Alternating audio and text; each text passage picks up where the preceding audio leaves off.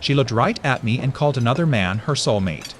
20 feet of restaurant carpet between us, her hand resting on his sleeve, and my name nowhere in that sentence. I had a folded index card in my jacket pocket that night, 7 lines of somebody's handwriting on the front, and 1 small date in pencil on the back. I've written the date on the back of every piece of paper that's passed through my hands for 26 years. It's just a habit. Nobody in that room knew it, and nobody in that room thought I was worth watching. That habit is the only reason I ever found out what they'd done to her. My name is Charlie. I'm 49 years old, I'd put in heat and air for a living, and I've had the same shop out on Route 7 since I was 28. 4 men on my crew. A 2011 Silverado with 190,000 miles on it, and a passenger door that sticks when it's cold. My hands don't come clean anymore. There's a black line under both thumbnails that soap gave up on around 2009. Here's the thing about my trade that people never understand. Half the job isn't wrenches. It's paperwork. Every service call, every part, every warranty, every signature, logged, dated, filed. I keep receipts the way some men keep photographs.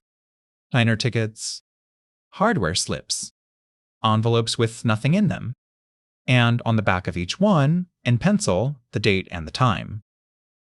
My father drove a delivery route for 31 years and lost a truckload dispute in 1988 because he couldn't prove what day he'd unloaded. He told me one thing about it, one time, in the driveway. He said, "Charlie, every piece of paper has a back. You be the man who looks." I met Danica because a furnace died. February, 2 years before any of this. Her mother Ruth was 79 and sitting in a housecoat in a lake house built in 1968. Running a space heater off an extension cord like that was a reasonable plan. I got the heat back on in about 4 hours. Ruth made coffee and refused to let me leave until I drank it, and when I asked for it black, she looked at me like I'd finally said something correct. Danica came in halfway through with her arms full of grocery bags and snow in her hair. 44 years old, front office manager at a dental practice in town, and she had her mother's laugh, the kind that starts before the joke lands. She asked me 1 question about the furnace, and then 3 about my father. Nobody had asked me about my father in 11 years. 2 weeks later, I fixed the compressor at her sister's listing office for free, and she called me on it.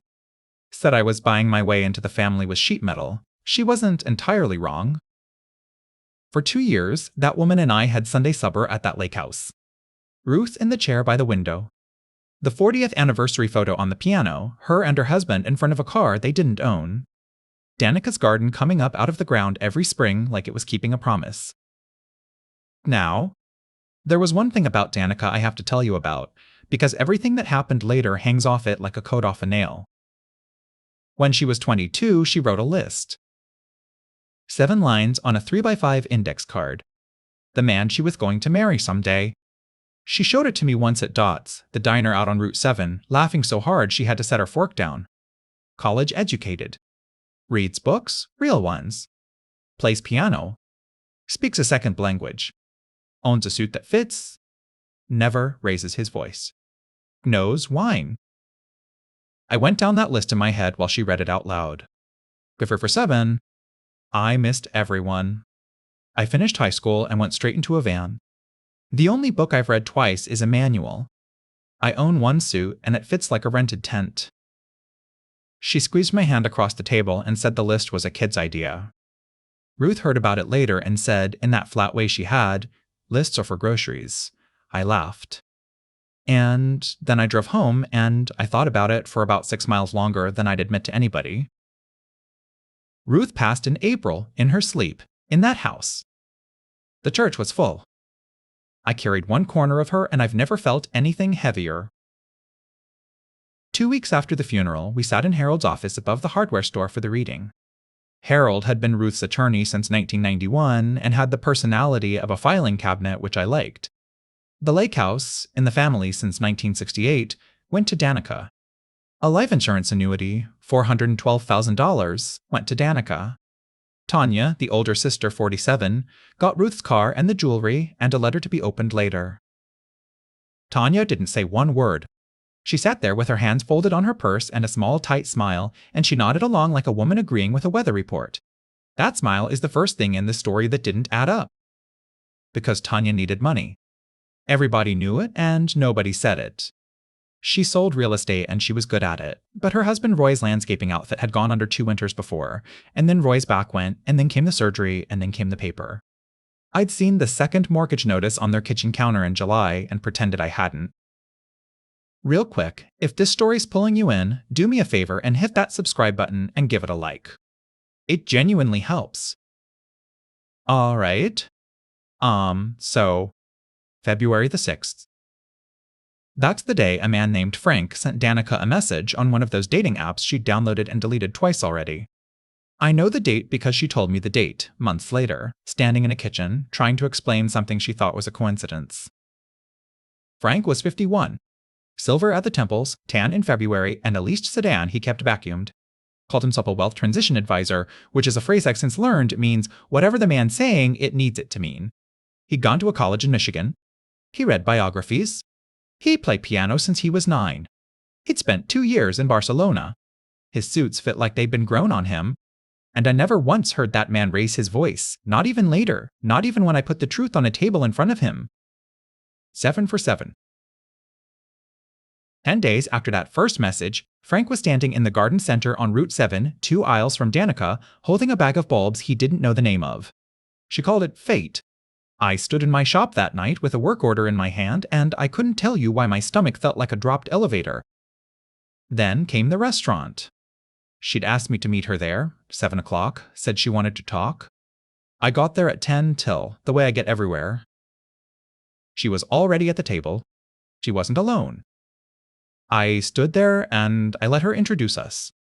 She said his name, and then she said the word soulmate, and then she said, Charlie's just someone I know, and I want you to understand. I didn't raise my voice either. I shook the man's hand. His grip was warm, and his eyes stayed on mine a half second too long, like he was checking a box. The waitress came. Before Danica opened her mouth, Frank ordered for her. Coffee, black, no sugar. And the peach pie warmed 30 seconds. Not a minute, 30 seconds, it goes soggy at a minute. That was Ruth's line. Was Ruth's line. Word for word.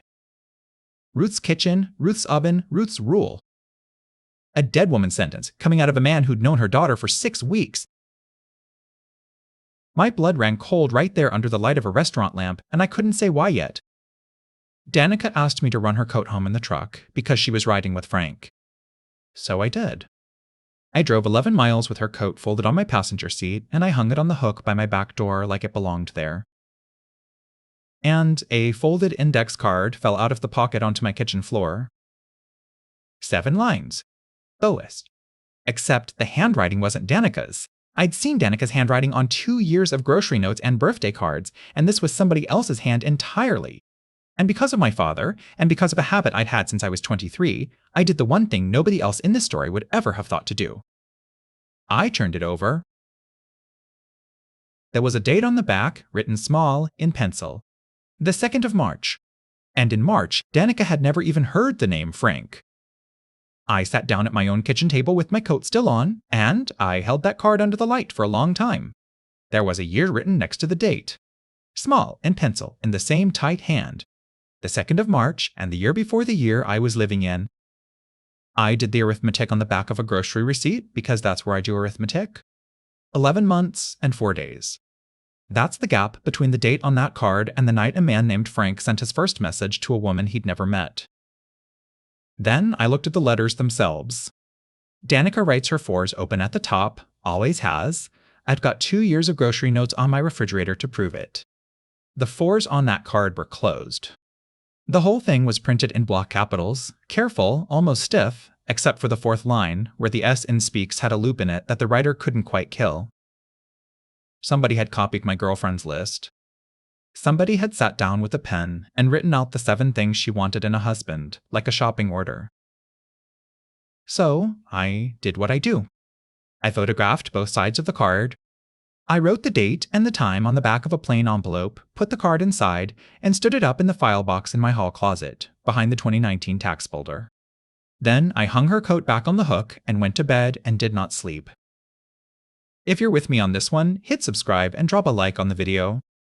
It costs you nothing, and it means a lot to me. Sunday. I drove out to the lake house at 11 with her coat folded on the seat. Tanya's car was already in the gravel. So was a silver sedan with a dealer's plate frame from a lot, 200 miles south of here, which struck me as an odd place to lease a car when there are 4 dealerships inside of 12 miles. Danica met me at the door and hugged me like nothing had happened at that restaurant, and honestly, I think in her head nothing had. She took the coat and thanked me and said I was a good man in the same voice you'd use on a dog that brought the paper in. I asked her, easy as anything, about the card in the pocket. She laughed. She said she'd found it in May, when they were emptying her mother's cedar box, the one with the tarnished latch that sat at the foot of Ruth's bed. Her old list, from when she was 22, she said she'd been carrying it around for weeks, like a joke on herself. She said, "It's just my silly list, Charlie." I asked her if she'd ever looked at the back of it. She gave me a look like I'd asked her the color of the air. She said nobody looks at the back of an index card. And I heard my father, in a driveway in 1988, telling me that every piece of paper has a back, and to be the man who looks. But here's what I couldn't get past, standing in that kitchen with a dish towel in my hand. That card came out of Ruth's house after Ruth died. And the date on it was written 11 months before Frank ever existed. Which meant the copy was made while Ruth was still alive, still in her chair by that window. And somebody had walked it into her cedar box on purpose. Then Danica told me about the catfish, and she told it like a bedtime story. 3 weeks of messages, she said. No video call, not once. He'd say the connection was bad, he'd say he was between meetings. She'd told her girlfriends at the dental office she was 90% sure the man was fake. She'd drafted the block message twice. And then, she said, she walked into the garden center on Route 7 on a Tuesday afternoon for 2 bags of bulbs, and there he was in the 3rd aisle. Real. Solid. Holding a bag of daffodils and reading the label like it was written in Greek. She said, "Charlie, what are the odds?" I've been in 900 crawl spaces in my life, and I'll tell you what I've learned. When something lines up too clean, somebody lined it up. Before I go any further, I want to know what you'd have done right there in that kitchen. Would you have said something or kept your mouth shut and watched? Tell me in the comments. I read every single one. Frank came in through the side door around noon like he'd been coming in that door for years. He shook my hand again. He complimented my truck, which no man had ever done. He said, "Charlie, the furnace guy. Ruth's furnace guy," and he said it with real affection, like he'd been there for it. He sat down at that 1968 upright piano in the front room, the one nobody had tuned since the Clinton administration, and he played about 90 seconds of something soft and old. Tanya put her hand flat on her chest. Danica went quiet in the doorway with a dish in her hand. And I stood in the back of that room and I watched what his other hand was doing. Here's the thing about my trade. I've walked more houses than most realtors in this county. When I come in your front door, I'm not looking at your furniture. I'm looking at your ceiling line, your window casings, your ductwork, the stain over the bay window that tells me your roof's got maybe 4 years left. Frank was reading that house too, but he wasn't reading it the way I do. Between songs, he asked about the shoreline frontage. He asked what the acreage ran to. He put 2 fingers on the casing by the piano and said, "This is real oak, isn't it?" And it was, and he already knew it was. A man who's falling in love with a woman doesn't measure her mother's window trim. I asked him what he charged for what he did. He smiled and said he didn't charge anybody a dime. He was on retainer with a firm out of Columbus. He gave me the name of it, easy, no hesitation. I went out to my truck for a fitting I didn't need, and I wrote that firm's name on the back of a parts receipt with the date and the time, and I put it in the console. By the way, I never did find that firm. Oh, not that week. Not the week after. Hold on to that. Now, the following Thursday, I had a service call I'd had on my books since spring, and it happened to be the rooftop unit on the hardware store on 4th Street. Which meant the office upstairs. Which meant Harold.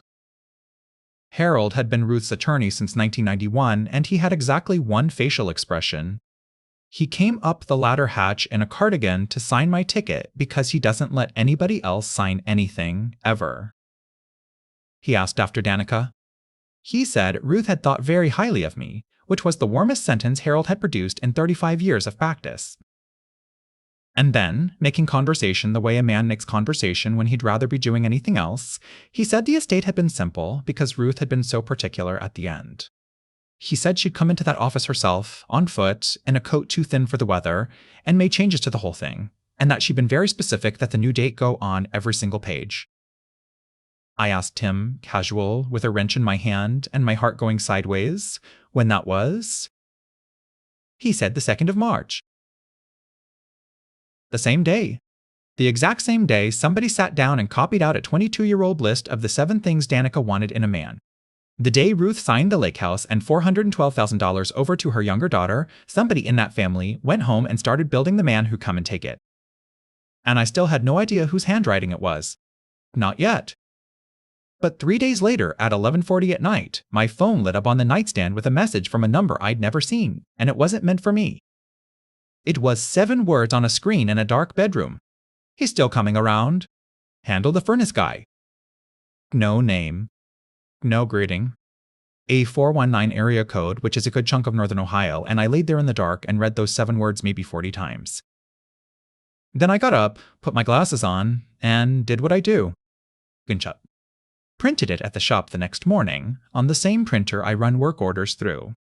Dated the back and pencil. Envelope. File box, hall closet, behind the 2019 tax folder, the second envelope in there now, standing right up against the first. The furnace guy. Not Charlie. Not the man she'd had Sunday supper with for 2 years. The furnace guy, like a delivery I'd stayed too long after. Here's what a wrong number tells you, though, and this is the part nobody thinks about. Whoever sent it had my number saved wrong in a phone, which means they had my number, which means they'd had it long enough to type it in from something, an invoice, a business card, a magnet on a refrigerator. Somebody in that family had been keeping a file on me, too. But they'd made a mistake, and it was a small, ugly one. Handle isn't a word you use about a stranger. Handle is a word you use about a problem you've already been discussing. I want to tell you about the next 6 weeks and the way it actually happened, which is not the way it happens in movies. Nothing exploded. Nothing burned down. I just got quietly removed from a life, one small piece at a time, and every piece had a perfectly reasonable explanation attached to it. Sunday supper moved to Saturday because Frank had a standing thing Sundays. Then Saturday got skipped once, then twice. Danica stopped calling on her drive home and started texting after 9. The texts got shorter. Long day. Talk tomorrow. You're sweet. I fixed the compressor at Tanya's listing office again in September, and she paid me. First time in 2 years. Wrote me a check and thanked me like I was any contractor, and I thought, well, there it is. I dated the check stub and I filed it. Real quick, before this goes where it goes, if you're still with me, a like and a subscribe would mean a lot. Then let's get back into it. In October, Frank moved into the lake house. Danica told me over the phone, and she used the word practical 4 times in 90 seconds. His lease was up. Gas prices. The house was too big for one person. Practical. I said I was happy for her. And here's the thing. Half of me meant it. That's what nobody tells you. You can hate a situation and still want the woman in it to be all right. 2 weeks after he moved in, the second mortgage on Tanya and Roy's house got paid off. Not caught up. Paid off, clean, the whole balance. I knew because Roy told me himself, in the parking lot outside the feed store, with his hand on the roof of my truck and 40 pounds he hadn't been carrying in the spring hanging off him. And Roy, I need you to understand Roy for a second, because he matters. 52 years old, built like a chest freezer, ran a landscaping crew for 19 years until his back gave out on a retaining wall in 2019, and the surgery ate everything they had. He's not a smart man, and he's not a bad one. He's the kind of man who tells you the truth because it never occurs to him that there's another option. He said, "We're square, Charlie." Tanya took care of it. She's got a thing going. I asked him what kind of thing. And that big man looked at his boots like a kid caught in a pantry and said, "I don't ask her about her business." Right there in a gravel parking lot, I knew. Not the shape of it. Not the how. But I knew Tanya was standing in the middle of this thing with both hands. So I stopped asking questions out loud. And I started doing the one thing I'm actually good at, which nobody in that family ever once considered. I kept records. Every day, on the back of whatever paper was in my hand, a part slip, a diner ticket from Dots, an envelope from the gas company, I wrote one line. Date, time, what happened. Oct 9, 64 p.m.d, cancelled Saturday, said Frank's mother is ill. Oct 22, 2015 p.m, silver sedan at Tanya's office, 41 min. Nav 3, 11,000 to 5 a.m, Frank at county recorder's office, 26 min. I filled 2 shoeboxes.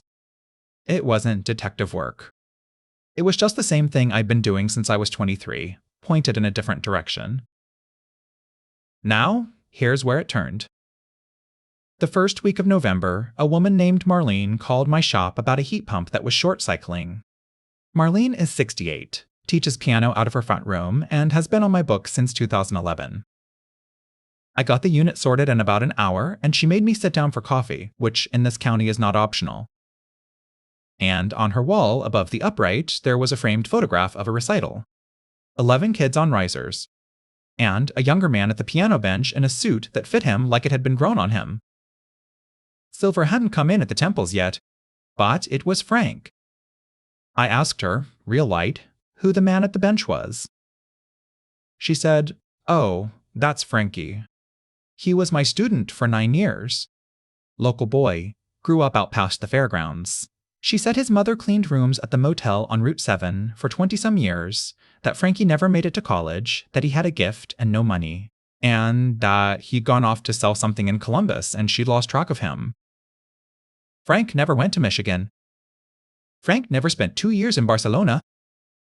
Frank grew up 11 miles from the diner where Danica read me that list out loud. I asked Marlene if she'd mind if I took a picture of that photograph. She said take 2. I dated the back of the print that night in pencil, and it went in the file box.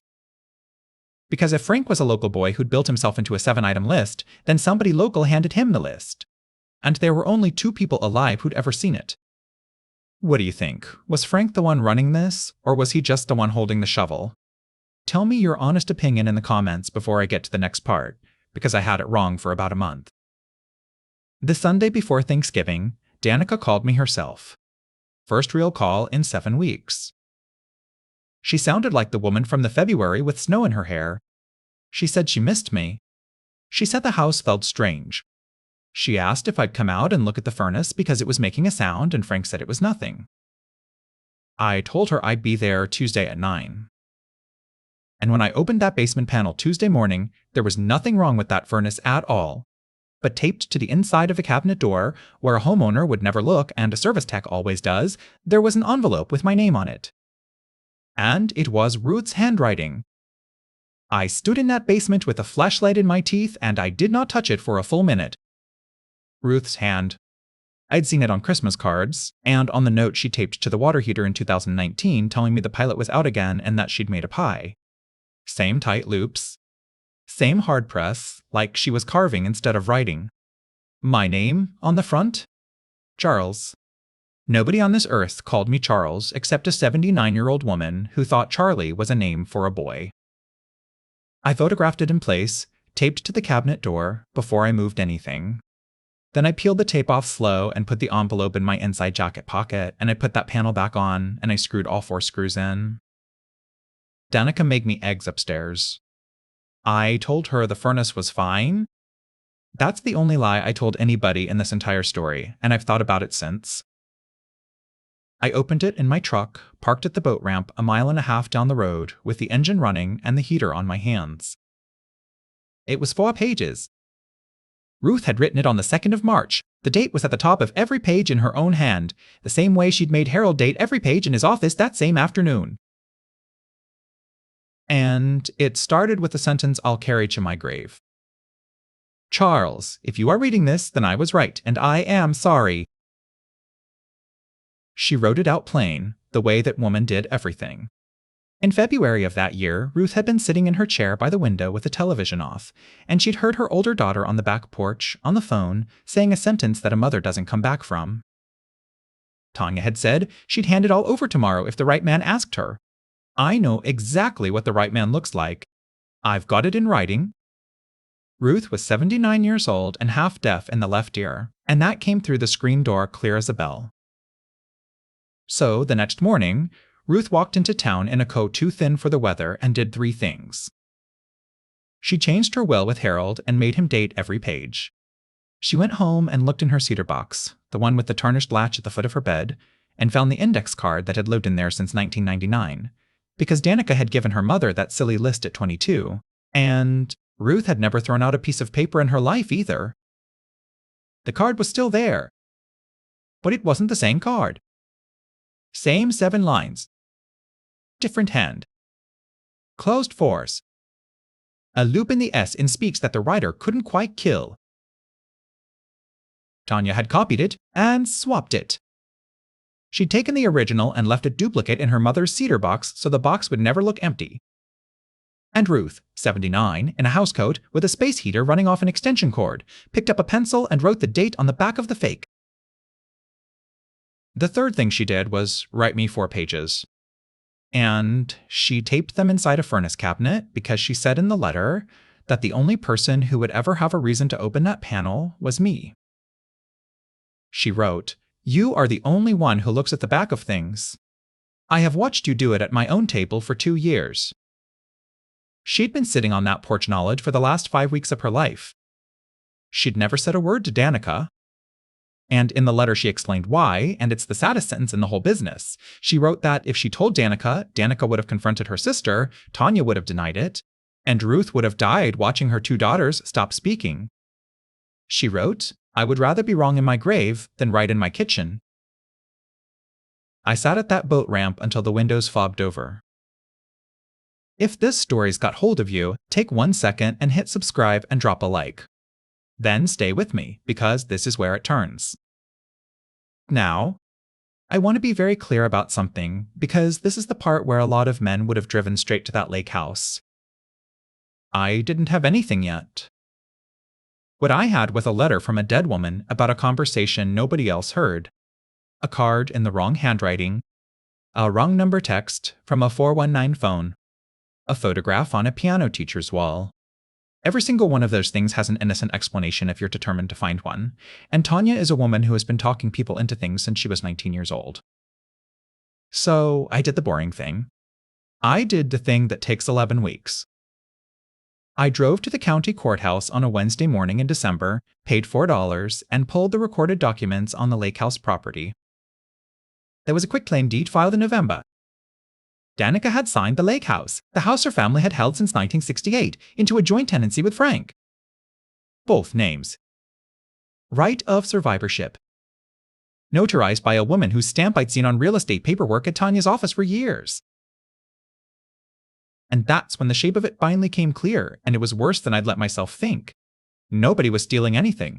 That's the whole trick. Everything in this thing was being given. I paid another $8 and pulled the recorded satisfaction on Tanya and Roy's second mortgage. $61,400 paid in full 9 days after Frank moved into that house. I dated the copies. Both of them. File box. Then I went and found Frank's paper trail, and here's where the man's whole story came apart in my hands like wet cardboard. The firm in Columbus he said he was on retainer with had dissolved in 2016. Frank had held a state insurance producer's license and it had been revoked.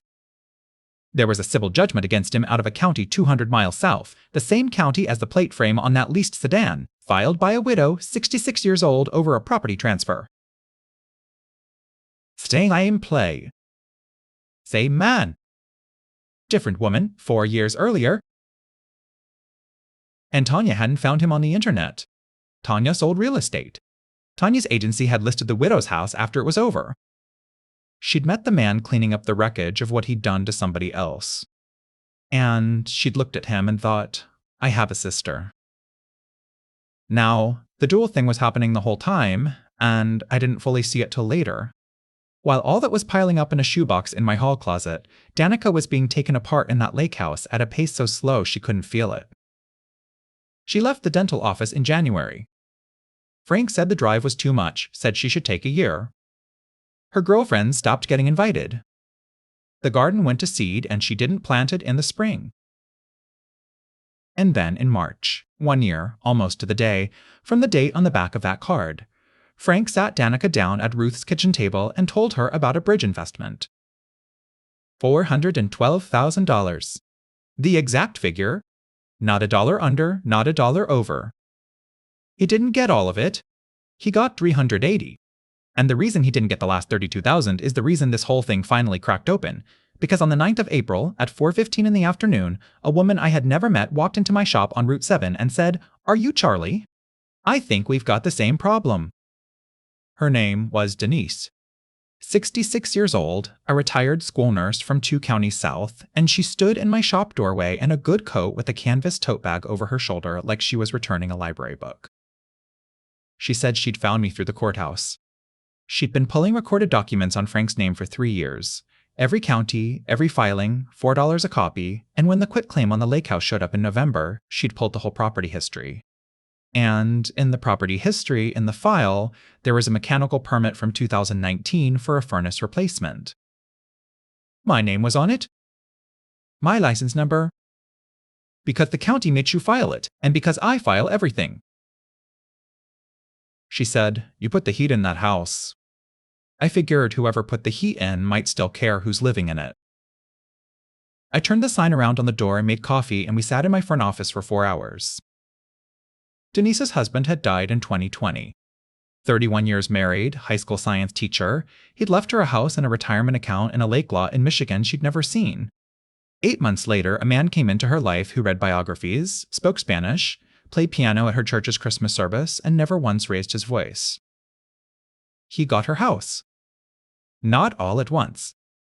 A quitclaim into joint tenancy, a refinance, a bridge investment. She said the phrase like it left a taste in her mouth. She got a judgment against him in 2023. She never collected a dime of it. She said a judgment is a piece of paper that says a man owes you money, and that's all it is, and she'd learned that the hard way. And then she said the thing that changed the whole shape of the year for me. She said, "I didn't come here to get my money back. I came here because he does it again in 18 months, and I want to be standing there when he does." Real quick, if you're still here and the story's got you, hit subscribe and give it a like. It genuinely helps more than you'd think. All right. Denise had 4 years of records. I had 14 months of them. And here's what we figured out sitting at that desk with 2 shoeboxes and a canvas tote emptied out between us. Frank had never technically stolen anything in his life. Every transfer was signed. Every signature was witnessed. Every dollar was handed over by a woman who loved him and meant it at the time. That's why it worked. That's why it kept working. But Denise had one thing I didn't. She had the man's method in writing, a page from 2021 in Frank's own hand where he'd sketched out the timeline of her own life for her, dates and figures, so she could see the plan. Same closed fours. Same careful block capitals. Same hand as the card in my hall closet. It wasn't Tanya's handwriting on that index card. It never had been. Tanya hadn't copied the list. Tanya had dictated it. She'd read her sister's list out loud over a phone or a kitchen table to a man she'd met cleaning up a widow's wreckage, and he'd written it down in block capitals, and then Tanya took the original out of her mother's cedar box and left his copy behind. Because a box that's been emptied looks robbed, and a box that's been swapped looks untouched. 2 women's lives, in the same 7 lines, in the same man's handwriting. Now here's what Denise and I did about it. And I want to be honest that it was not dramatic. It was 11 weeks of paperwork. We took everything to Harold. In a cardboard box, up that ladder hatch staircase over the hardware store on a Thursday. Harold read for about 40 minutes without saying one word. Then he took off his glasses and told us both something I've thought about ever since. He said a man like Frank doesn't get caught by the police because he doesn't commit crimes in the way police recognize. He said the only thing that stops him is a paper trail that shows pattern, and pattern is what turns a bad romance into fraud. And then Harold said Ruth's letter was the single most valuable document in that box, not because of what it proved about Tanya, but because of the date at the top of every page. Because Ruth had written down in March what her daughter was going to do before her daughter did it. In law, he said, that's called foreknowledge, and juries have a hard time explaining it away. Harold made 2 phone calls. One to the State Department of Insurance. One to a man he'd gone to school with who worked for the county prosecutor. Then he told me to go home and do nothing, and that this was the part I would hate. He was right about that. I want to tell you about the false part of this now. The part that felt like the end. Nothing happened for 9 weeks. Not a call, not a letter. In the middle of June, I drove past the lake house, and there was a for sale sign in the yard with Tanya's agency name on it, and a lockbox on the door, and the garden was 3 feet of weeds. Danica had signed the sale. Both names on the deed, so both names on the listing, and the proceeds going into an account that Frank had opened for the 2 of them in February. And I sat in my truck at the end of that gravel drive, and I thought, he's going to get away with it. He got away with it in 2020, and he's going to get away with it here, and Ruth's 4 pages are going to sit in Harold's cabinet forever, and the only thing I'll ever have is a shoebox full of receipts with dates on the back. That was the lowest I got. Right there. Not the restaurant, not the night I read the letter. That one. Now, what would you have done that week? Sat still and trusted the process? Or gone out to that house and put it all on the table yourself? Tell me in the comments, because I came about 4 inches from doing the second one. What broke it was the 4th of July. Roy called me. 9:40 at night, fireworks going off somewhere across the water, and that big man was crying on the phone in a way I have never heard a grown man cry. He said, "Charlie, I need to know if I did something." Tanya had taken a cash payment from Frank. $19,000 in March into the joint account she shared with her husband, and Roy had found it doing the taxes because Roy does the taxes because Tanya has never once in 26 years done the taxes. And here's the piece that put the whole year in a different light. Roy said the money came in a wire with a memo line on it. Frank had typed 4 words into a bank field like it was nothing. Referral fee, as agreed. Tanya's own sister. And a man had written it down like it was a real estate commission, and Tanya had let it hit her checking account. Roy asked me what he should do. And I told him the truth, which is that I couldn't tell him what to do about his own wife. He was quiet a long time. And then he said, "She's my wife, Charlie. But that woman's my sister-in-law and I carried her mother's casket." 2 days later, Roy walked into Harold's office by himself with 3 years of bank statements and a grocery sack, and that's the moment Frank lost, though it took another 5 months for anybody to say it out loud. Here's what a man like Frank never accounts for. He can read a woman in about 9 minutes. He can read a house in 4. What he cannot read is a 52-year-old landscaper with a rebuilt spine who has never in his life understood the concept of an angle. Roy didn't negotiate. Roy didn't tip anybody off. Roy put $19,000 of his own household money in front of the county prosecutor and said, "I think we took this and I don't want it." That memo line was the hinge. Because up until then, every single thing in that box was a woman signing something she meant to sign. But the second a man types referral fee, as agreed into a wire, he has admitted in writing that there was an agreement. And an agreement between 2 people to obtain property by deception has a name, and the name is conspiracy. The paperwork took from July to the 2nd week of December. I sat for a deposition in October in a conference room in the county seat with a court reporter and a lawyer who asked me the same 11 questions in 9 different arrangements. He asked me how I could possibly know when I'd photographed the index card. I told him the photograph had a timestamp and that the envelope had the date in pencil and that the receipt underneath it in the file box was for a condenser fan motor and the supply house would have that invoice on their system. He put his pen down and looked at me for a second. He said, "You keep everything, don't you?" And I said, "Yes, sir, my father lost a truckload dispute in 1988. The state's insurance division moved first, because regulators move faster than courts. Then the civil filing. Then the criminal. Frank was arraigned on the 11th of December on 2 counts, and the local paper ran 40 lines about it on page 6, and the name Denise had been chasing for 3 years was finally printed somewhere a person could find it by typing it. If you've stayed with me this far, subscribe and hit that like button. Seriously, thank you. Now, here's the false ending, because this is where I thought it was over, and it wasn't. The lake house sale had closed in August. $380,000 had already moved through an account in February. Frank's attorney filed for a continuance in January and got it, and then got another one in March. And Danica lost anyway. That's the part nobody warns you about with justice. The money didn't come back. A house that had been in one family since 1968 belonged to a couple from Cleveland who put in a pool. The garden got graded flat. She moved into a one-bedroom on the north side of town over a laundromat, and she went back to the dental office at 15 months less seniority than when she'd left it. She wrote me a letter that February. Handwritten. Open 4s. She didn't ask me to take her back, and I want to be clear about that, because she never did, not once, not ever. What she wrote was that she'd spent a year being loved by a man who'd studied for the test, and she couldn't work out how much of it had been real, and that not knowing was worse than the money. And at the bottom she wrote, I made a list at 22, and a man read it and became it. You never read it, and you were it. I put that letter in the file box. I dated the back of it, because I'm not going to stop. Now, the twist.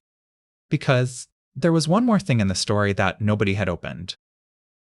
Ruth's will had left Tanya the car and the jewelry, and a letter to be opened later. Harold had held it for 2 years. The instruction attached to it said it was to be opened in Harold's office, in front of both daughters, upon the resolution of any legal proceeding involving the estate, and Harold, being Harold, had followed that instruction to the letter and never once mentioned it to anybody. The plea came through in April. Tanya took a felony, restitution, and 30 months of probation. Frank got 4 years and change, plus a restitution order that Denise says he'll never satisfy and that she doesn't care about anymore. Which meant the proceedings resolved. Which meant Harold made 3 phone calls. The 3 of us sat in that office above the hardware store on the 8th of May. Danica on one side, Tanya on the other, 49 now, 20 pounds down, wearing a coat I recognized from Ruth's closet. And me in the chair by the door, because Ruth's instruction had named me too. Harold opened it and read it out loud. And Ruth's letter to her older daughter said this, that she had heard her on the porch in February. That she had known for the last 5 weeks of her life exactly who her daughter was. And that she had changed the will not to punish her, but because Ruth knew that if she left Tanya the money, Tanya would lose it, and if she left Danica the money, Danica would give it away.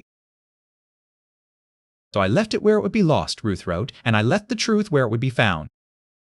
One of my girls was going to lose a house. Well, I could not stop that.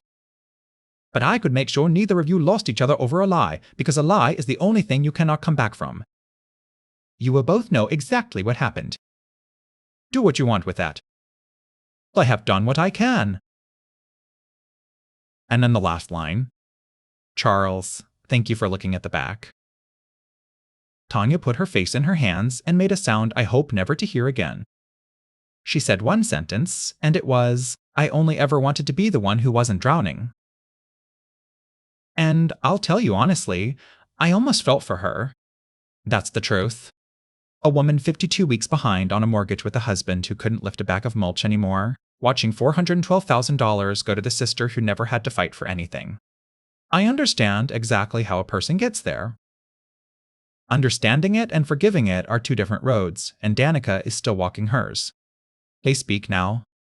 Not often. Sunday phone calls, mostly about Roy, who divorced Tanya in the fall, and who I still have coffee with at Dots every other Thursday. Danica plants a garden now in 5-gallon buckets on a concrete slab behind a laundromat. Tomatoes mostly. She sends me a picture of the first red one every July, and I keep those in a drawer, and no, I don't write the date on the back of those. We had supper twice this spring. That's all. She's not the woman from the February with snow in her hair, and I'm not the man who stood in that restaurant, and neither of us is in a hurry. Denise drives up in October, and we go to the courthouse together and pull the recorded filings on a name in 4 counties. It takes about 2 hours and costs about $16. She calls it our anniversary. Last year, everything came back clean. I still keep receipts. Everyone, every day, date and time in pencil on the back. My crew thinks it's a joke, and I let them. Because a man built himself out of 7 lines on an index card and fooled everybody in that family, and the only thing that ever caught him was a 79-year-old woman and a furnace guy who both had the same small habit. Every piece of paper has a back. Be the man who looks. If this story stayed with you, and you'd like to hear more stories like this one, secrets, family, and the truth finally coming out, tap the video on your screen right now. I'll be waiting for you there.